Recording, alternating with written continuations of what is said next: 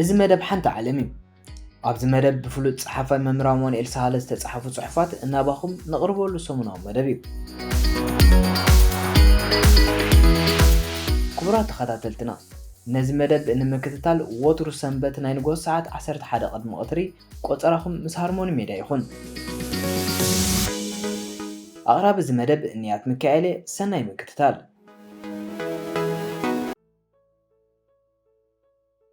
ንኹሉ ዝስዕር ፍቕሪ ሊሊን ማርሊን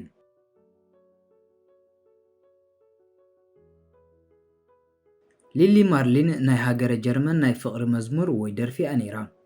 ንሳ ብ1915 ከም ግጥሚ ተጻሒፋ ብ1939 ከም ደርፊ ተቐሪጻ ኣብ ግዜ ካልኣይ ውግእ ዓለም ከዓ ኣብ ኤውሮጳን ኣብ መንጎ ሰራዊት ጀርመንን ወታደራት ኣሜሪካን እንግሊዝን ፈረንሳን ህብብቲ ኮይና ሓሊፋ ነዛ ደርፊ ፍሊት ዝገብራ በቶም ወታደራት ጸልእት ጀርመን ከይተረፈ ትድረፍ ብምንባራ እዩ ኣብቲ ኩናት ዝካየደሉ ዝነበረ ዓመታት ኣብ ኩሉ ማዓስከራት ኤውሮጳ ብዝተፈላለየ ቋንቋ ተተርጉማ ብብርቱዕ ስምዒት ትዝውተር ነይራ ኣብታ ደርፊ ከም እንዕዘቦ እታ ኣፍቃሪት ማለት ሊሊ ማርሊን ንሓደ ኣፍቃሪኣ ዝኾነ ወታደር ምሸት ንድሕነታ ከይፈርህትያ ፋኑስ ሒዛ ኣብቲ ማዓስከር በቲ ሓጹር ኮይና እተዛርቦ ዝነበረት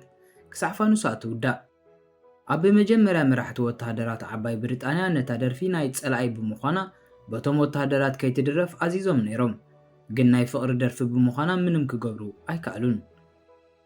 ኩሉ ወታደር ድማ ኣብ ልቡ ናብ ብህይወት ዘላን ዝሓለፈትን ኣፍቃሪቱ ዝኽሪ ከም ዝነበሮ ንኹሉ ርድዩ በታ ደርፊ ገይሩ ድማ ናፍቖቱ ይገልጽ ነይሩ ስለዚ ናብ እንግሊዝ ተተርጊማ ክትድረፍ ፈቒዶም ካልኦት እውን ከምኡ በብቋንቋኦም ፍቕሪ ንኹሉ ይስዕር ይተባሃለለካ ሓቂ እዩ ኩናት የፍርስ ፍቕሪ ይሃንጽ ፍቕሪ ዶብ የብሉን ውግእ ግን ንዶባት እዩ ዘሳብብ ኣብ ክልተ ድፍዓት ኮይኖም ንኽኳሳተሩ እተኣዘዙ ወታደራት ክልቲኣቶም ሊሊን ማርሊን እናበሉ ይደርፉ ነበሩ ግን ትእዛዝ ኮይኑዎም ድማ ብመዳፍዕ ይተኸሱ ነበሩ ፍቕርን ጽልእን ብድምጽታት ይተሓላለፍ ነይሩ ኣብቲ ኣብ መንጎ መንፈስን ስጋን ዝካየድ ናይ ወዲ ሰብ ህይወት መብዛሕትኡ እቲ ስጋዊ ክፍሊ እዩ ዝስዕር ኣብዛ ዓለም ካብቲ ኣምላኻዊ ባህርያት እቲ እንስሳዊ ባህርያት ዝያዳ ስለ ዘዕብልል ወዲ ሰብ ንውግእ መዓስ ደው ከም ዘብሎ ኣይፈልጥን ኣብዛ ዓለምና ኣብ መቓብር ጥራይ ውግእ ዘየሎ ፍቕሪ ምስ ኩሉ ሓይሉ ነቲ ከምቲ ብማይ ዝጠስጠሰ ዕንጨይቲ ኮይኑ ዘሎ ልቢ ሰብ ንኸንድዶ ዘሎ ዕድል ኣዝዩ ውሕድ ጥራይ ዘይኮነ ትዕግስቲ እውን ዘጨርስን እዩ ሊሊ ማርሊን እዚ ናይ ትግርኛ ርዕመት እዚ ብናፃ መንገዲ ተተርጉመ እዩ ኣብ ጥቓቲ ጽኑዕ ዘይድፈር ማዓስከር ፍቕራዊ ግዜና ከም ኩናት ክውርወር መብራህቲ ኣብ ኢድኪ ዝኣረገት ፋና ንጸልማት ልበይ ኣኽቲሉ ባና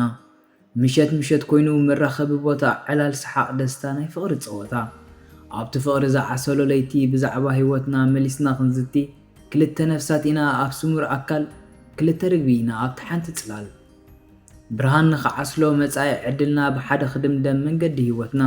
ከይተፈለጠና እዋኑ ሓሊፉ ዘይውዳእ ፍቕሪኡ ኣኺሉ ተሪፉ ሰዓት ኣኺሉኒ ክምለስ ንቦታይ ትእዛዝ ይኾይኑኒ ናይ ናብራ ዓቀታይ መብራህቲ ልብኺ ንልበይ ዘሊሉ ንኹሉ ማዓስከር ኣብርሂቡ ሓይሉ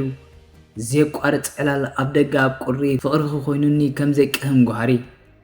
ኣጥፊእዮ ፋኑስ ደጊሚ ኣኽለና ባዕልኺ ኣለኺ ብርሃንና ህይወትና